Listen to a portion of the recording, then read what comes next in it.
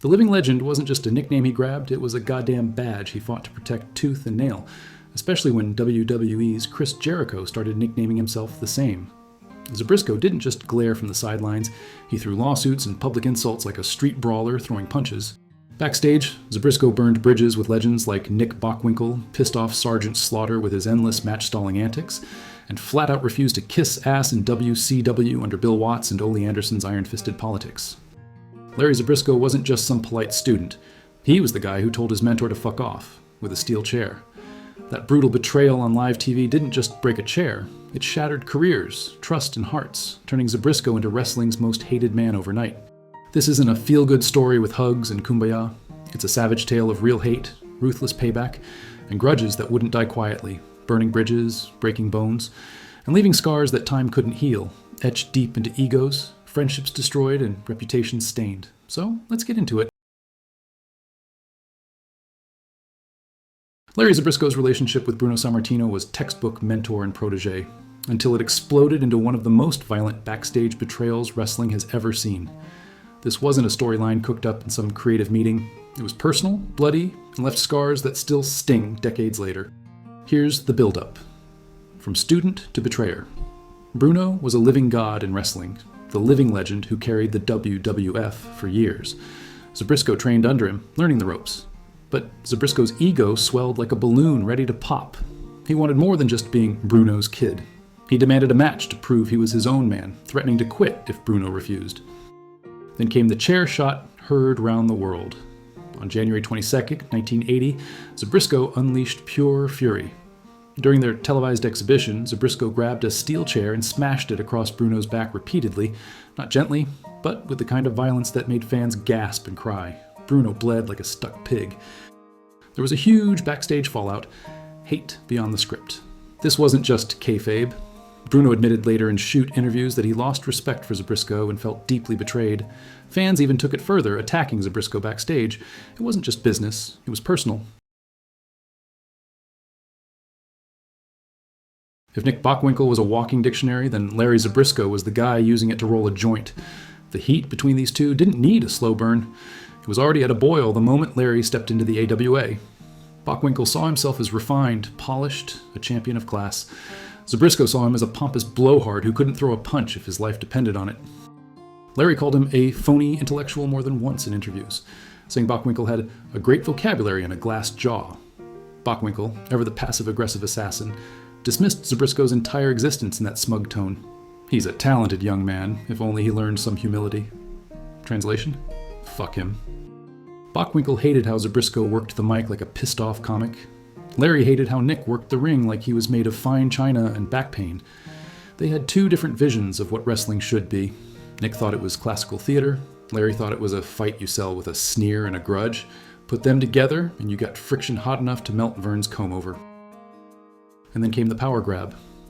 When Bockwinkel's in-ring days were winding down, Larry was gearing up to weasel the AWA title picture. But unlike Bockwinkel, Larry didn't schmooze in silk robes. He bulldozed in cowboy boots and zero patience. Bockwinkel tried to play gatekeeper. Larry kicked the gate down, shat on the lawn, and called his promos antique radio theater. Bockwinkel wanted to be seen as wrestling's Cary Grant, Larry once scoffed. But he moved like Cary Grant's corpse. They eventually worked together, but you could smell the contempt through the TV. One was all flashcards and etiquette. The other was bar fights and broken chairs. They never respected each other. They just shared a locker room and pretended not to throw up in their own mouths. Larry Zbyszko and Sergeant Slaughter shared a locker room and a mutual disdain that simmered like a pressure cooker ready to blow.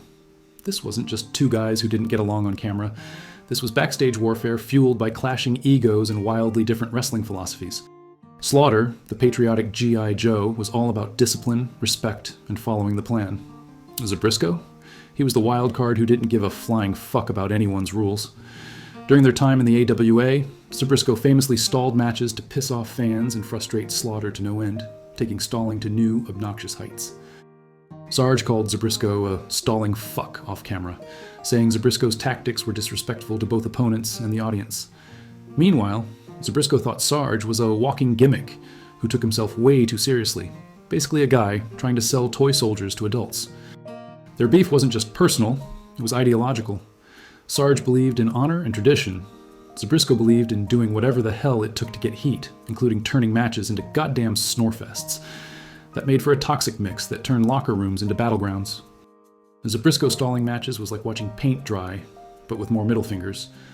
Despite the animosity, they had to coexist, awkwardly tiptoeing around each other like pissed-off roommates who didn't share chores. Larry Zbyszko didn't just claim the nickname The Living Legend, he fucking owned it. So when the WWE's golden boy, Chris Jericho, started calling himself the same, Zbyszko lost his shit harder than Vince's hairline in a windstorm. This wasn't kayfabe posturing. Zbyszko filed a lawsuit against the WWE for trademark infringement and publicly dared Vince McMahon to step in the ring and settle it like men. He called Jericho a rock star cosplayer and a dancing queen, throwing more shade than a solar eclipse. Jericho, for his part, roasted Zbyszko on podcasts, branding him a bitter old man who never drew, and basically told him to get over it. But Zbyszko's venom was real. He didn't just want respect, he wanted to crush Jericho's credibility. Vince's idea of a fight is filing NDAs. Mine's throwing punches.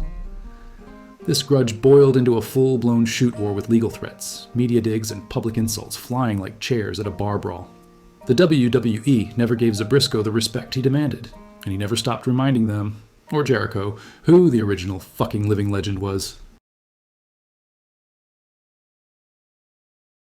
Larry Zbyszko hated a lot of people, but few soured his coffee like this old-school tag team of booking bullies, Ole Anderson and Bill Watts. Together they were like two dads fighting over who got to ruin the party first. One barked about toughness, the other mumbled through a cloud of bitterness. And Zbyszko? He just wanted a locker room that didn't smell like 1979's bullshit. In the AWA and later WCW, both Watts and Ole treated Zbyszko like gum on their boot, and he never let it go. Watts buried him under bad gimmicks and worse payouts, calling him too mouthy for his own good, while Ole would throw locker room tantrums about Zbyszko being lazy because Larry wasn't willing to stiff a rookie just to prove a point. In 2009, Larry said, "Those guys were obsessed with control. You either kissed the boot or they'd kick your teeth down your throat." He didn't, so they did. "You'd get more warmth from a dead iguana than from Ole Anderson," Larry once joked at a convention before adding, "I'd take a pay cut not to work with him again."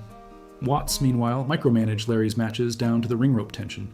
He once yelled at Zbyszko for going off script, in a promo Watts never booked. You could handcuff these two together and they'd still find a way to screw over Zbyszko from across the room. These weren't bosses, they were a career hit squad.